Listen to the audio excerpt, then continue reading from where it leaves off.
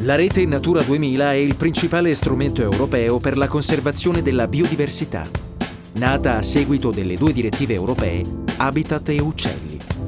Queste due direttive sono finalizzate alla conservazione delle specie animali e vegetali più significative a livello europeo e degli habitat in cui esse vivono.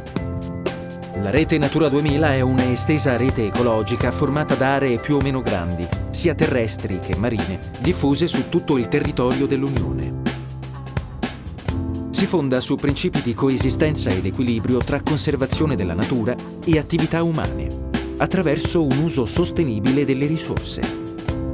È gestita attraverso misure di conservazione per la tutela della biodiversità e sostenuta attraverso strumenti finanziari specifici come l'AIF e altri più generali, volti a ricompensare le scelte economiche sostenibili, per esempio in agricoltura, nel turismo e nella mobilità. La rete Natura 2000 si è sviluppata a partire dagli anni 90 ed è oggi il più esteso sistema di aree protette nel mondo. Attualmente in Europa interessa 28 paesi, si estende sul 18% del territorio terrestre e 6% di quello marino. È composta da più di 27.800 siti.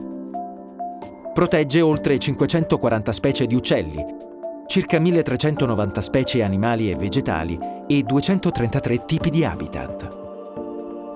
L'Italia, con la sua ricchezza di specie endemiche e le sue peculiarità territoriali e climatiche, è una parte essenziale della rete in termini di conservazione.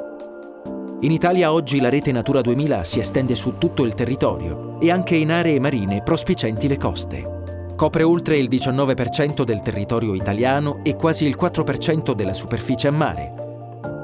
Si estende in 4 regioni biogeografiche: alpina, continentale, mediterranea e marino-mediterranea. Comprende più di 2.600 siti. Protegge più di 300 specie di uccelli, 235 specie animali, 115 specie di piante e 132 tipi di habitat.